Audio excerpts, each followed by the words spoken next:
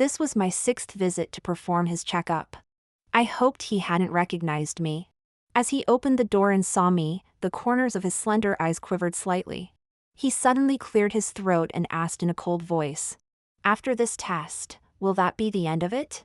I nodded, still speaking with a hoarse voice, "Yes, if everything's fine this time, you'll be free to go." He reached into his pocket and handed me a small box. "This is for you." I was taken aback. Upon taking it, I realized it was a box of throat lozenges. He looked down at me, the corner of his lips curling into a smirk. "I noticed your voice was hoarse. These are especially for you." I felt like I'd been struck by lightning and blurted out, "How could you tell?" He looked weary. "It's written on your protective suit." "I can read, Valerie Storm." My head buzzed. So he had recognized me all along. I didn't even take the lozenges, I just ran away as fast as I could. Help! Wyndham Cargill was my first love. I pursued him when we were at university together. He was handsome and had a great personality, which made him quite popular with the ladies.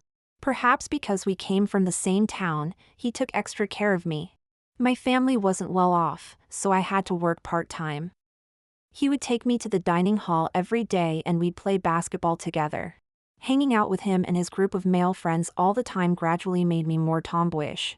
Short hair, basketball vest, baggy shorts. If you ignored my feminine features, you could easily mistake me for one of the lads. Maybe it was because we spent so much time together, but he actually started to fancy me. Our happiness didn't last long though. After graduation, he went abroad to study. Long-distance relationships are tough, and although we kept in touch daily at first, he eventually stopped responding to my messages and calls. It was as if he'd vanished into thin air. Unexpectedly, 3 years later, we bumped into each other during the pandemic. He was even more handsome than before, but his fair face now had a distinct coldness to it. Those alluring eyes that used to draw people in now held an air of indifference. 3 years had changed him so much. He was living with his current girlfriend, while I was still embracing the single life. It was the height of summer, and the PP suit was stifling hot. I was swaying on my feet when I encountered an uncooperative fellow. We started arguing, and he tried to force his way in. Just as I was at a loss, a cold laugh rang out from behind me. "What kind of man bullies a girl?" In the next moment, Wyndham had pushed the guy to the ground. "Bloody hell! You dared to push me!" The man got up, ready to confront Wyndham. "Hold these for a moment." Wyndham handed me 2 drinks and then stood in front of me. He caught the man's fist and with a slight twist of his wrist, the guy was on one knee, howling in pain. At this point, another colleague arrived, fortunately preventing a full-blown fight. Seeing 2 men backing me up, the troublemaker immediately cowered. He apologized sincerely, was given a stern talking to, and sheepishly followed the proper procedures. After the man had left, Zane asked anxiously, "Val, are you all right?" That Val nearly made my soul leave my body. I felt inexplicably guilty and reflexively glanced at Wyndham. The corner of his mouth was turned up in a sharp curve, his eyes cold and piercing as he looked down at me. He had been so brave earlier, not only handsome but exuding an aura of masculinity. "I'm fine," I answered absent-mindedly. "It's all my fault." "I shouldn't have left earlier," Zane said, full of remorse. "It's nothing, really." I smiled at him, then turned to Wyndham and tried to hand him back the 2 drinks, but he didn't take them. "They're for you too." I hesitated. "That's not right. Besides, we can't drink them now." He raised an eyebrow, showing a hint of impatience. "Then drink them when you're done here." He paused, then added, "When have I ever taken back something I've given?" My heart suddenly started racing. Strawberry milk, light ice, it was my favorite. After all this time apart, he still remembered.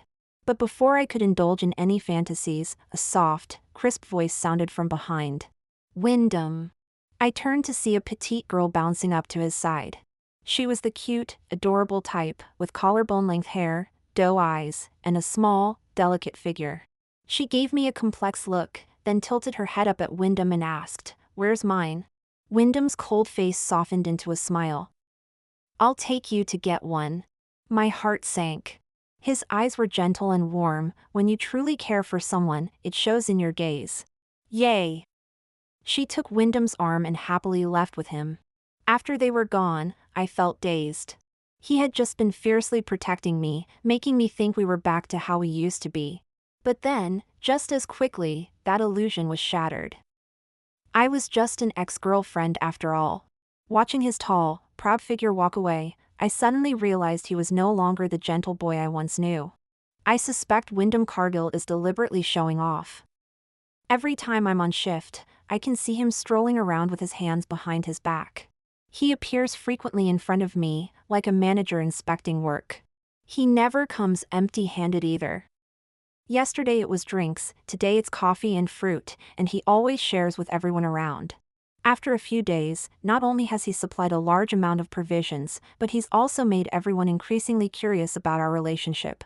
Zane Langtree finally couldn't hold back anymore. He asked casually, "What's your relationship with that handsome bloke who brings you food every day?" I was taken aback, too embarrassed to know how to answer. Zane smiled and rubbed his nose. "It's all right if you don't want to answer. I just feel there's a strange atmosphere between you two. You seem familiar but don't have much to say to each other." I can't blame him for wondering. I'm confused too. 3 years ago, he suddenly disappeared. Now he's bringing me food and drinks every day. What on earth is he up to? I felt a sour, bitter feeling inside, and inexplicably a bit hurt. I don't want to talk about him.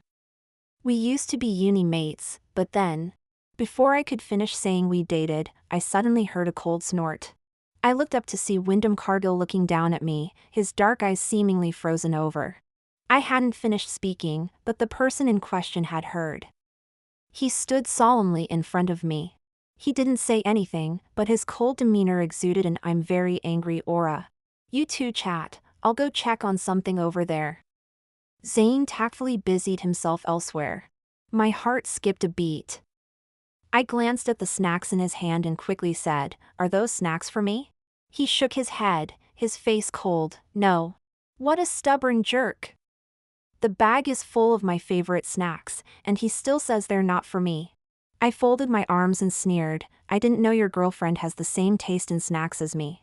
He paused for a moment, a flash of surprise in his eyes. His lips twitched a few times as if he wanted to say something. Just then, there was a sudden scream. Wyndham glanced in the direction of the sound, his face suddenly changing dramatically. "Look out!" As he shouted, he pushed me hard. Before I could understand what was happening, I was shoved by a tremendous force. I stumbled and fell, hitting the ground so hard I nearly blacked out. Immediately after, an electric tricycle crashed into where I had been standing, deforming the table. There was a loud bang, followed by people's cries of shock and all sorts of chaotic noises piercing my eardrums. Zane rushed over to help me up. "Val, are you all right?" Every part of my body was in pain. When I tried to move, it hurt so much I started to cry. "I'm sorry, I'm so sorry, I fell asleep just now." The electric tricycle door opened, and a person stumbled out, their face pale as a sheet. "How could you drive like that?" Zane was furious. Then he said to Wyndham, "Where's your car? Quickly, take Val to the hospital. Hurry up! What are you waiting for?" Zane shouted when he saw Wyndham not moving. I looked up too. Wyndham stood there, arms folded, watching. His face was ashen, his lips tightly pressed together, staring intently at the electric vehicle, veins popping on his forehead. I was about to call out to him when Zane suddenly crouched down and hoisted me onto his back, rushing towards the hospital. Zane Langtree kindly drove me to the hospital in his car. After a thorough examination, it turned out I had scrapes on my arms and legs, but the most serious injury was a sprained right ankle. The doctor prescribed some ointment, and Zane went to pay the bill and collect the medication. I sat in the corridor, lost in thought. Today's incident had truly frightened me. If it hadn't been for Wyndham's quick reaction, the consequences would have been unthinkable. But his indifferent response afterwards left me puzzled. He was always like this, hot and cold, near yet distant. As I sat with my head down, lost in thought, a pair of long legs suddenly appeared in my line of sight. I looked up to see a pair of deep, ocean-like eyes meeting mine. I was startled. What are you doing here? His expression was complex, and he didn't answer directly. How are you? I wiped my nose. My right ankle is sprained. Let me see. He immediately crouched down, looking at my swollen ankle. His voice betrayed a hint of concern. The bone isn't injured, is it? I shook my head, and at that moment, Zane returned. Valerie, I've got the medicine. We can go now, he said, as if he hadn't seen Wyndham. I instinctively glanced at Wyndham. The corners of his eyes lifted slightly, and he spoke in a calm tone. I'll take her home. Thank you for bringing her here. That's not necessary. We can take a taxi. Wyndham stepped in front of him, his tone brooking no argument. I said, I'll take care of her. Zane stared at him coldly, his eyes filled with displeasure. Where were you earlier? I'll take Valerie home.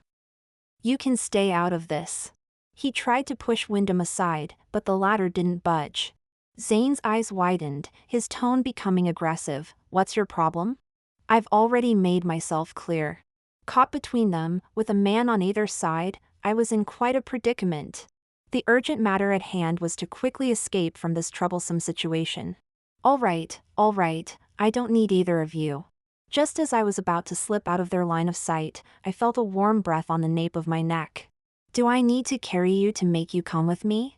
Wyndham Cargill scooped me up in his arms and strode out, turning towards the car park. He stopped in front of a sleek black Jaguar. I was stunned. He'd certainly done well for himself. The car door opened, and he bent down to place me in the back seat. This inevitably led to close physical contact between us. My entire body pressed against him, my head buried in his chest. That faint scent of mint on him was driving my senses wild. His face was so close to mine that if I just tilted my chin up slightly, I could kiss his neck. Why are your ears so red? He suddenly asked after setting me down. Never mind my ears, my whole face was burning up. Thank goodness for the mask hiding it. Wyndham seemed to catch on belatedly. He frowned and said in a lecturing tone, Miss Storm, you shouldn't always have such worldly desires. That comment ignited my fighting spirit, and I blurted out, I just want to challenge my moral boundaries a bit. Wyndham was taken aback. He took a deep breath but didn't respond, simply closing the car door. After placing me in the back seat, he adjusted the front passenger seat forward, creating much more space in the back. You can lie down and rest a bit. Is that more comfortable now? He asked. His hot and cold attitude annoyed me. What was this all about? I didn't appreciate his gesture and snorted, instinctively retorting, there's even room for you to lie down too. After a brief silence, Wyndham sighed, a few years apart and you've gotten so much bolder. His tone seemed to convey disapproval. My heart sank, he clearly didn't like this side of me. The rest of the journey passed in silence. When we reached my front door, he showed no signs of leaving. He raised an eyebrow and said, Password. 950804, I mumbled, my face flushing bright red. A flicker of surprise passed through his eyes, and his mood visibly improved. He glanced up at me, a hint of amusement in his eyes. After all this time, you're still using my birthday as your password. As Wyndham Cargill's long legs stepped through the doorway, he quickly retreated. Turning his head towards me, he asked, Do you keep a husky in here? I stared at him, bewildered. No, why? Then how is it such a mess?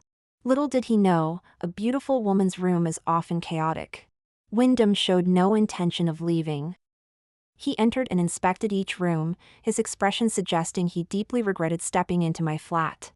How did you manage to make such a mess?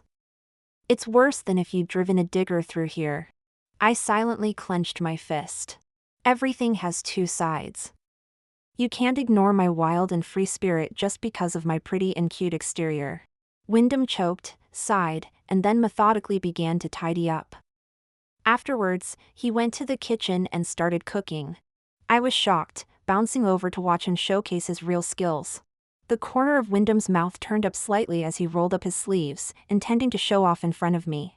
As he rolled up his sleeve, I noticed a long, ugly scar on the inside of his wrist. Wyndham's culinary skills were certainly good enough to open a restaurant, but I had no appetite. Ever since I saw that scar on his wrist, scenes of dramatic suicide attempts from various TV shows kept flooding my clever little mind. My mood plummeted instantly. The thought of him hurting himself like that made me angry. Is the food not to your liking? Wyndham's crisp voice came from above. It's not that. I'm just not hungry, I replied. He frowned slightly. I made all your old favorites. I bit my lip. I don't like them anymore. Wyndham took a deep breath, trying to be patient. What would you like then? I'll order something. I'll eat these, so they don't go to waste. I fancy a milkshake, I blurted out without thinking, echoing a phrase I often used when I wanted to be pampered in the past. I immediately regretted it and was about to backtrack when he suddenly chuckled. Avocado flavor, right? He glanced at his phone and smiled. It'll be here in 10 minutes. He gave me a playful look. Back in school, every time you got the slightest scratch or bump, you'd cry and demand an avocado milkshake. I ordered one while I was cooking, just in case. My heart unexpectedly skipped a beat. After all these years, he still remembered. I quickly hid my emotions and pretended to focus on my food. The milkshake momentarily made me put aside my principles and stance. He ordered 2 more, which made me feel a bit guilty. Why did you order 2? 1 was enough, I couldn't drink 2. He carefully packed the other one, I brought one for Bronte. I was taken aback. Who? There's still one person at my home. You should have met her. I was stunned. That pretty oval face flashed before my eyes. It felt like a bucket of cold water had been dumped over my head, and my heart sank. Wyndham didn't notice my change and stood up, taking out some ointment from his bag. Take off your socks, I'll apply the medicine for you. I instinctively pulled my foot back, hesitating. That's not appropriate. I can do it myself. After a long day, I hadn't even washed my feet yet. He glared at me impatiently. Valerie, I even helped you clean yourself when we were in school. You didn't say anything then, did you? Once, I accidentally fractured my thigh and was hospitalized. Wyndham took care of me during those days, washing my face and cleaning my body. Coming from a privileged family, he never had to do housework. It's hard to imagine that a pampered young man would know how to take care of someone. While I was still experiencing the awkwardness of youth, he had already started. The moment he took off my sock, he frowned slightly and began applying the ointment to the sprained area. Don't let your injured foot touch hot water for a couple of days. In a few days, I'll use a hot towel to help reduce the swelling. What? He wants to personally apply medicine for me every day? His girlfriend lives upstairs, yet he's being so nice to me. I really don't know what to make of this. I felt a lump in my throat and directly refused his kindness. That won't be necessary, thank you for your offer, but I can manage on my own. His face stiffened, and he took a deep breath before patiently saying, It's all right, I'm worried you won't do it properly. You have a girlfriend now, so it's better not to, I awkwardly rejected. He raised an eyebrow, showing a look of sudden realization, and the corners of his lips gradually turned upward. You mean Bronte? She's not my girlfriend. I was shocked and started to imagine the worst. Don't tell me, is your relationship that complicated? Wyndham gave me a very exasperated look inside. She's my sister. I was stunned, feeling a sense of relief. So that's how it was. The love between the island and the fish was just a misunderstanding. I finally regained my composure, suppressing the wild joy in my heart and restraining my gradually upturning lips. I said very calmly. Your surname is Cargill, and hers is Woosley, so she's your cousin, right? No, she's my stepfather's daughter. In just a few short sentences, I felt like I'd been on a roller coaster ride. Every time I closed my eyes, images of him and Bronte together kept invading my mind. A few years ago, he suddenly vanished without a trace. I thought time had erased his existence from my memory. But our unexpected encounter proved otherwise. My racing heart told me I wasn't over him yet. Before I could even begin to feel happy about it, Bronte's appearance plunged me back into despair. Forget it! The wise don't fall in love. Time to sleep. I hadn't slept for more than a few hours when the aroma of food woke me up. At first, I thought I was dreaming, but then I realized it wasn't an illusion. Thinking there might be an intruder, I scrambled out of bed in a panic. When I pushed open the door, I saw Wyndham standing there. "How did you get in without knocking?" I asked. He frowned slightly. "Your memory is terrible. I told you last night before I left." Only then did I recall that he had indeed mentioned something, but I hadn't paid much attention. Wyndham stared at me with a complex expression, his gaze gradually moving downward. Suddenly, he let out a sigh. "Is this how casual you always are at home?" I froze for a few seconds, then looked down at myself. My face instantly turned bright red. I'd forgotten I was wearing a white shirt nightdress that barely covered my bum, leaving little to the imagination. "I'm going to take a shower," I blurted out. After a moment of silence, I dashed into the bathroom at lightning speed, ready to transform myself. From makeup-free frump to glamorous beauty in no time. "All right, I've successfully caught his attention. Why are you dressed like that? And with makeup on? Are you going out?" he asked. I mentally rolled my eyes. What an oblivious man. "No, I'm not going out," I retorted. A hint of amusement flashed in Wyndham's deep eyes. "I think you look great in those baggy t-shirts and shorts you usually wear." I raised my eyebrows at him. "What's that supposed to mean?" "I mean, you look comfortable when you're not all dressed up and wearing makeup." I nodded nonchalantly. After all these years, his practical, matter-of-fact attitude hadn't changed a bit. I was about to start eating when he suddenly asked for my phone. "Give me your phone," he said. I hesitated. "Why?" "Just give it to me." Since he'd made me breakfast, I obediently handed it over. He tried to enter the passcode, and a smile immediately tugged at the corner of his mouth.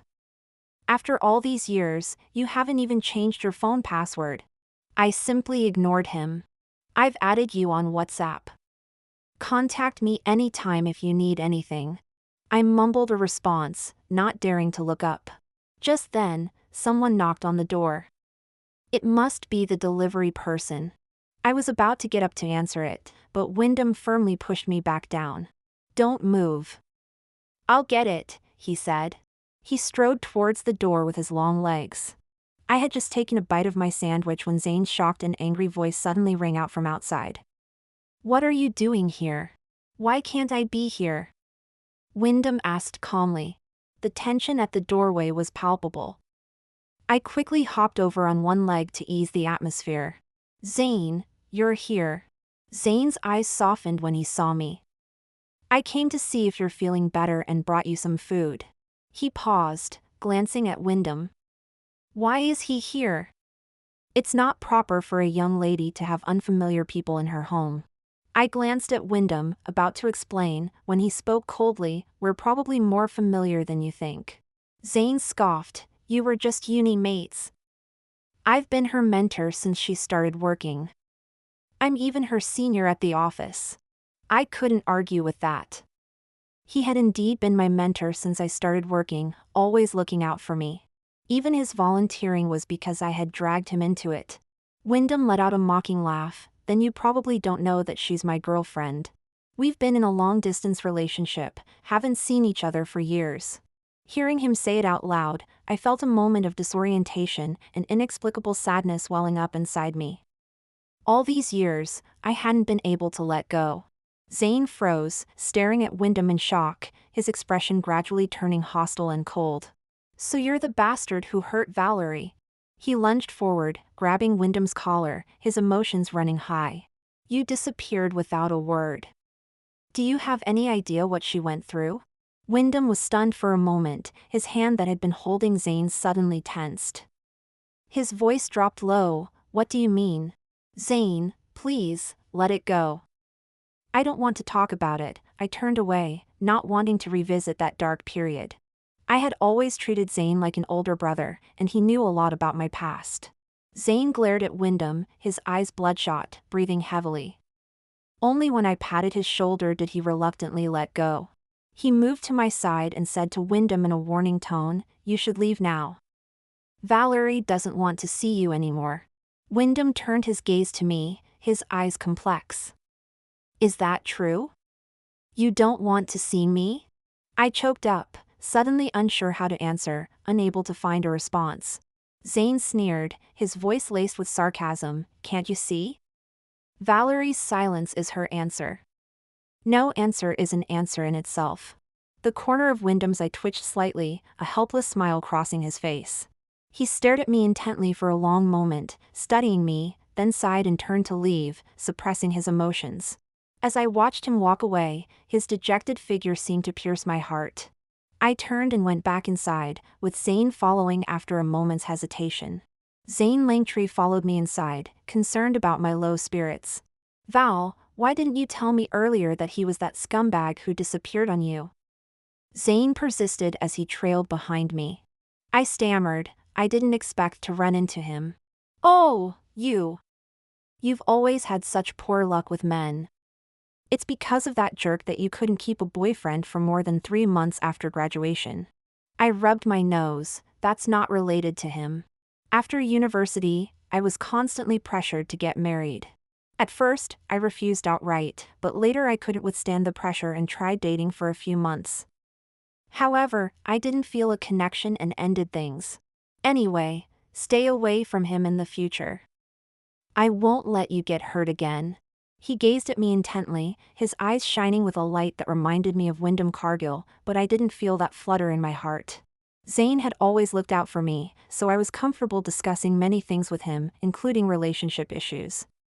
But to me, he felt just like a brother. After a moment's thought, I smiled, "Don't worry, Zane. I'm a grown-up now, I can handle myself." Calling him by his first name seemed to catch him off guard. His smile faltered as he looked at me innocently. "Val, after all these years, you've only ever seen me as a brother?" I replied in a joking tone, "Of course. You've been mentoring me since I started working, and I've always confided in you about my relationships. Don't tell me you don't see me as a little sister?" He was a smart man, he should understand what I was trying to say. Zane's expression stiffened. He looked at me seriously, took a deep breath, and forced a smile. "Of course I see you as a sister. That's why I don't want to see you get hurt again." Over the next few days, Wyndham Cargill continued to show concern for my injured foot, but only through WhatsApp messages. I could clearly sense his growing coldness. It felt as if there was an invisible wall between us, impossible to push through or climb over. My duty station happened to be on Wyndham's route home from work. After not seeing him for several days, I suddenly felt a bit nervous at the thought of encountering him soon. Finally, a familiar figure entered my field of vision. My heart started racing. But in the next moment, a petite silhouette appeared from around the corner, skipping cheerfully to his side. As they approached, I looked at him sternly and said, "Good evening, please scan the QR code." Wyndham glanced at the young woman beside him, a flicker of surprise in his eyes, and obediently scanned the code. "This is for you," he said, handing me a square paper box. Without lingering, he walked away immediately. I stood there stunned for a moment before opening the box to find a small cake inside. I had been craving this particular cake for ages, but its price was beyond what I could afford. How did he know I wanted to try it? Suddenly, a thought flashed through my mind. I remembered wishing for this ice cream cake on Facebook, but that was 2 months ago. Had he been scrolling through my Facebook posts? As I watched their matching silhouettes disappear with questions in my mind, I sighed and handed the cake to my colleague standing nearby. "You can have it," I said. My colleague was shocked. "A handsome bloke gives you a cake, and you're not going to eat it?" I rubbed my stomach and shook my head with another sigh. "I'm not feeling well today. Can't have anything cold." My colleague happily accepted the cake without further hesitation. Shortly after I had given her the cake, I felt an icy gaze sweep over me. Following the direction of the stare, I saw Wyndham's tall figure passing by. Why had he come back? I was utterly confused. His eyes darted to the ice cream cake in my colleague's hands. His usually carefree face tensed up as he strode away. After finishing my shift, I didn't even have time for a sip of water before Zane Langtree messaged me on WhatsApp, asking for help with supplies in the office. When I arrived and pushed open the door, I was startled by a sudden burst of confetti showering over my head. I stood there, dumbfounded for a moment. It wasn't until my colleagues started singing Happy Birthday that it suddenly dawned on me. Today was my birthday. I'd been so busy lately that I'd completely forgotten about it. Before cutting the cake, I happily snapped a photo and posted it on Facebook. That evening, as I lay in bed after a shower, scrolling through Facebook, I noticed Wyndham Cargill had liked my post. Suddenly, my mind went blank. Could it be that he'd given me that ice cream cake because of my birthday? The next day, there was an unexpected health check for everyone in the community. Wyndham was the last in line, sauntering up to me with his hands in his pockets. After I finished registering him, he seemed in no hurry to leave. The atmosphere grew awkward, and I scrambled for something to say. Where's Bronte? Why didn't she come today? She's already done it somewhere else today. He looked me over, a mocking smile playing at the corners of his mouth. Why so concerned about my family? What was with that attitude? Irritated, I snapped back, I'm just asking if everyone's been checked. What about your stepfather and mom? Don't you live together? His smirk froze, and a hint of red flashed in the corner of his eye. After a moment of silence, he said, They're not here. Confused, I couldn't help but ask, Are they still abroad? Wyndham shook his head, his voice a low growl, They're dead. I felt as if I'd been struck by lightning, frozen in place. He turned and walked away. I wanted to say something, but when I opened my mouth, not a word came out. As I watched his retreating figure disappear, my heart ached. I suddenly realized that I knew nothing about what had happened to him in all the time we'd been apart. I felt guilty for accidentally reopening his old wound, tossing and turning in bed. After agonizing over it for a long time, I couldn't resist sending him an apology message on WhatsApp. After much deliberation, I ended up just sending 3 words, I'm so sorry. He replied instantly, also with just 3 words. What next? I was stumped, pondering over the meaning of his message for ages, but couldn't make heads or tails of it. After typing and deleting repeatedly, I finally decided to put the ball in his court. Me, your turn to speak. Wyndham, I haven't had dinner yet. I didn't know whether to laugh or cry. Me, then I'll treat you to a late supper. Take your pick from the places downstairs. Wyndham, no need. There's a 24-hour Tesco Express downstairs. I'll grab something and make do at your place. I was speechless. It's too late now, him coming to my flat. I wanted to refuse, but as I was typing out the message, the look in his eyes before he turned away earlier suddenly flashed before me. About 15 minutes later, Wyndham sat down in front of me with the late-night snacks. Before he arrived, I had planned to apologize to him properly. But now that he was here in person, I didn't know what to say. I didn't dare ask any more questions, so I just focused on eating silently. I didn't come up here to watch you do an eating show, he suddenly spoke up, startling me. I looked up and unexpectedly met his eyes, filled with complex emotions. My heart tightened. Then you. I accidentally let go of my spoon, spilling soup on my hand. The heat made me flinch. His expression changed as he swiftly pulled out some tissues and grabbed my hand to wipe off the soup. Clumsy, he muttered with a frown, but there was a hint of fondness in his tone. A warm sensation spread from his palm. His hands were long and strong, evoking a long-forgotten feeling. My heart began to race, and I blushed as I pulled my hand away. I'll go wash it. I fled to the bathroom in a fluster, repeatedly rinsing my hand under cold water, my mind in a daze, filled with fragments of memories of our past together. After washing my hands, I accidentally dropped the towel. As I bent down to pick it up, I bumped my head on the sink when I stood up. I let out a cry of pain as a massive, dull ache bloomed. The pain made my vision go dark, and the world started spinning. I collapsed onto the floor. I fumbled around blindly, then looked at my hand to find it covered in blood. Wyndham Cargill heard the noise and burst through the door. Seeing my pitiful state, he quickly scooped me up and laid me down on the sofa. How are you? His voice was tense. Dizzy, it hurts. I was on the verge of tears from the pain. Hold on, let me stop the bleeding first. His voice was trembling. He frantically tried to stop the bleeding, and soon his hands were smeared with blood. As he wrapped the bandage, his hands kept shaking. Cold sweat beaded on his face, drops falling onto my cheeks. After a quick bandaging, he picked me up and ran downstairs. Pressed against his chest, I could hear his heart pounding like a drum. For some reason, he seemed unusually anxious. In his arms, I could feel how tense his whole body was. His chest heaved up and down as he took deep, gasping breaths. He bundled me into the car and sped off to the hospital. I lay dazed in the back, hearing only the rush of wind and his labored breathing. I had never seen Wyndham like this before. I cried the whole time the doctor was stitching me up. My face would be scarred. No one wanted me before, now I'd have to be sold at clearance prices. The doctor tried to comfort me. Don't worry, the anesthetic will stop the pain. It's not the pain, it's the scar. Doctor, are you using cosmetic sutures? No. Will it leave a scar then? The doctor paused for a few seconds before answering, yes. Great. I cried even harder. Suddenly, Wyndham leaned in close, whispering in my ear, "It's all right, I'm here for you." I was stunned for a moment. Those 5 simple words somehow made me feel at ease. Looking up at his face, covered in sweat, I felt a moment of déjà vu. That gentle, caring voice seemed to have returned. It was already 1 in the morning by the time I finished fussing about. I was exhausted, and as soon as my head touched the hospital pillow, I fell asleep.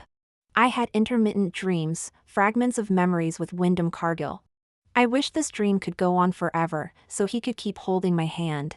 Unlike reality, where we were once separated by mountains and seas, now we're apart due to time, misunderstandings, and distance. I'm not sure how long I slept, but when I groggily opened my eyes, I saw a pair of bloodshot, tired almond-shaped eyes. "You're awake." Wyndham's weary face showed a hint of a smile. "Don't tell me you didn't sleep all night. Wasn't there a recliner for you to rest on?" Wyndham looked at me meaningfully, paused for a few seconds, and then uttered a few words. "You kept calling my name." I didn't dare leave. Not long after, a middle-aged female doctor came in. Only when he introduced her did I realize she was his aunt.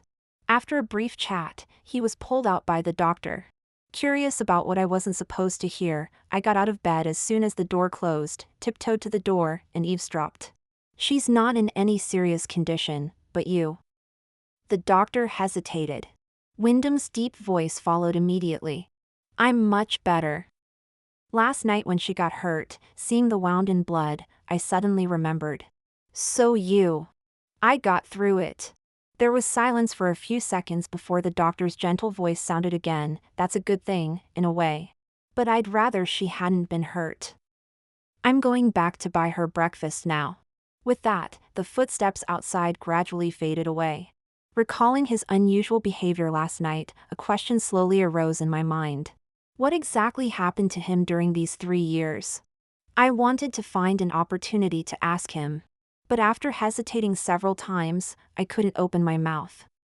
I looked at the stitches on my forehead in the wall mirror and burst into tears. I wasn't good looking to begin with, and now with another scar on my forehead, I looked awful. "Valerie, stop looking." A warm breath blew into my neck. Wyndham turned me around and took out some gauze and medical tape to cover the wound.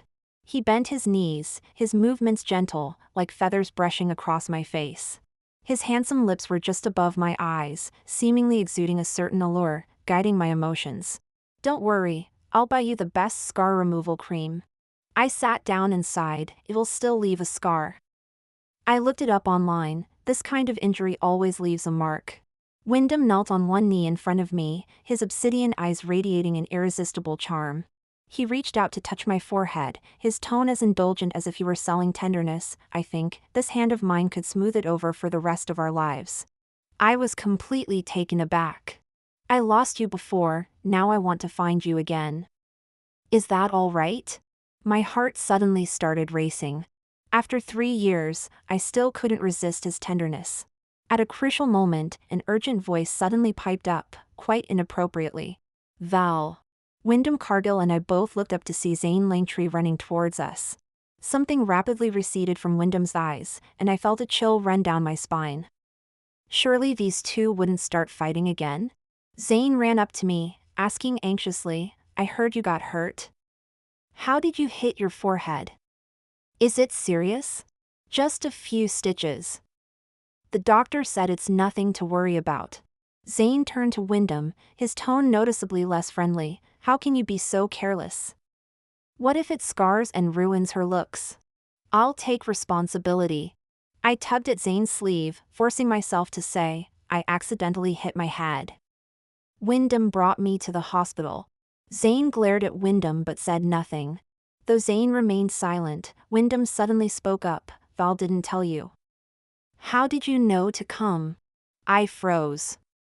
These two. Surprisingly, Zane didn't get angry this time. He glanced at Wyndham and said coolly, "What? Can't I come to visit my sister when she's hurt?" Wyndham was taken aback. "Your sister?" Zane straightened up. "Yes. We became siblings a few days ago." "Got a problem with that?" Wyndham looked at me, then back at Zane, suppressing a smile. No problem at all. The day I was discharged, I returned to work that afternoon. With a bandage on my forehead, Zane wouldn't let me work at the reception, so he assigned me to deliver groceries to elderly residents living alone. Carrying the bags to the lift, I was stunned to find it under maintenance. The repair technician said it was temporarily out of service, so I had to take the stairs. To make matters worse, the stairwell lights had been broken for ages with no one fixing them. I carried the groceries in one hand and used my mobile phone's torch in the other as I climbed up. Sighing, I was about to continue up when I heard Wyndham's voice from not far behind. I turned around abruptly to see him running towards me. Surprised, I asked, "What are you doing here?" "I just went to the front desk looking for you. Zane told me where you were. Then I remembered the lift was being repaired, so I rushed over to find you." He reached out to take the bag of supplies from me. "I'll go with you." At the same time, he took my hand. My heart started racing. Then he said softly, "This way, you won't be afraid of the dark." I sighed, realizing that after 3 years apart, he had once again set my heart aflame. My nose stung with emotion. Where had he been all this time? I felt increasingly upset, and the emotions I had suppressed for so long suddenly erupted. "Where were you all this time, Val?" My sudden outburst left Wyndham at a loss. "Go away!" I pushed him away forcefully and ran down the stairs, biting my lip. For a moment, I was grateful for the pitch-black stairwell. At least he couldn't see my tears. Wyndham called out and chased after me. "Slow down, watch your step." He caught up and grabbed my hand. I yanked it away, shouting at him hoarsely, "Leave me alone." "Where were you before?" As I turned, he caught me, forcefully spinning me around. He pinned me against the wall, and I struggled in vain, unable to move. He was too close, his heavy breathing on my face, making my own breath ragged. Our eyes met. I glared at him, tears streaming down my face despite my efforts. He stared at me, the corners of his eyes tinged red like burning brands, a glimmer of tears visible in his intense gaze. After a few seconds of tension, his throat bobbed as he swallowed hard. Suddenly, he cupped my face and silenced me with a fierce, passionate kiss. Years of pent-up emotions seemed to pour out in that moment. My mind went blank, and after a few seconds of shock, I found myself responding to him mechanically. After much deliberation, I decided not to ask about what happened 3 years ago anymore. What's past is past, and the reasons don't matter now. The most important thing is that we're together again. Because we've experienced loss, our reunion is all the more meaningful. Wyndham Cargill is a completely different person from before. Whenever we meet, he's sure to stick to me like glue. "I want to take you somewhere," he said. "Where?" "My place. I want you to meet my sister. The 3 of us can have dinner together." My heart sank a little. Perhaps it was the way she and Wyndham interacted that made me feel uncomfortable. When we arrived at his house, Bronte Woosley was busy in the kitchen. I was utterly amazed. Not only was she beautiful, but she was also a fantastic cook. "Let me help you," Wyndham said, rolling up his sleeves as he walked towards the kitchen. Not wanting to be the only one not helping, I followed him into the kitchen. Bronte gave me a sweet smile and said, "Brother, you can go out. Valerie and I can handle this." The way she called me Valerie made me feel quite pleased. Wyndham glanced at me, his eyes full of concern about my culinary skills. I thought he would stay to assist, but to my surprise, he nodded and said, "All right then, I'll just wait to enjoy the meal." With that, he chuckled softly and strode out on his long legs. It was my first time being alone with Bronte, and the atmosphere was indescribably awkward. Bronte was quite friendly, though, and our conversation revolved entirely around Wyndham. I felt that her feelings for Wyndham had already surpassed their sibling relationship. She mentioned that she was about to go off to university, which caught me by surprise. "Are you going abroad?" I asked. She shook her head and smiled brightly. "I'm going to study medicine. From now on, I'll have to entrust my brother's care to you." Bronte left early the next morning. As Wyndham helped her carry her luggage downstairs, I was already awake but pretended to be asleep. I didn't know how long she'd be gone, so I wanted to give the siblings some time alone together. I watched Bronte leave from the balcony. When I heard the door lock turning, I quickly dove back under the covers to continue feigning sleep. Wyndham tiptoed into the room. I heard him sit down on the edge of the bed. After a moment, I felt his warm breath on my neck. "Stop pretending to sleep. She's gone now." I rolled over in a flash. "How did you know I was awake?" He gently stroked my cheek. "Don't I know you well enough by now? You snore when you're in a deep sleep." I pinched his cheek. "What nonsense. You're terrible at sweet talk and so stubborn." A dangerous light gleamed in his eyes as the corner of his lips curved into an enticing smile. He said meaningfully, "How stubborn my lips are, you could find out with a kiss." I pushed his approaching face away and fished out 2 boxes of pills from under his pillow.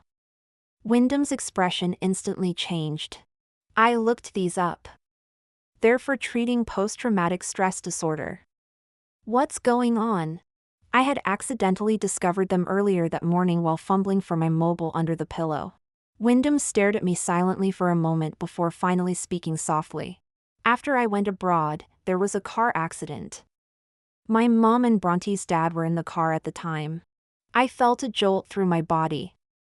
No wonder he had been so emotional when talking about his parents' deaths. "So that was why." He lowered his head, rubbing the ugly scar on his arm. "I was the only survivor of that crash. Bronte's been taking care of me ever since, and we've only had each other to rely on. At the time, it wasn't even certain if I'd be able to walk again, so I didn't dare let you know about any of it. Thankfully I recovered, but there are still some lingering effects." He tilted his chin up and gave a bitter laugh. "That's what you mentioned, post-traumatic stress disorder. I get uncomfortable just seeing car accidents or injuries." My heart ached terribly as tears streamed down my face. No wonder he had reacted so strongly when I almost got hit by a car and when I bumped my head. "So now are you." He chuckled softly, wiping the tears from the corners of my eyes. "I realized I was much better when I took you to the hospital the other day." I rubbed my face. "Then why didn't you come find me when you got back?" "I tried. But you already had someone else, so I didn't want to interfere." I paused for a moment, then rubbed my nose and explained, "We only dated for 3 months. It didn't work out, so we broke up." He smiled and stroked my hair affectionately. "Later I got your address and moved into the same neighborhood, trying to figure out how to approach you. I didn't expect you to discover me first." He took my hand, resting his chin on my head. His voice was irresistibly soft. "This time, I truly won't let go again."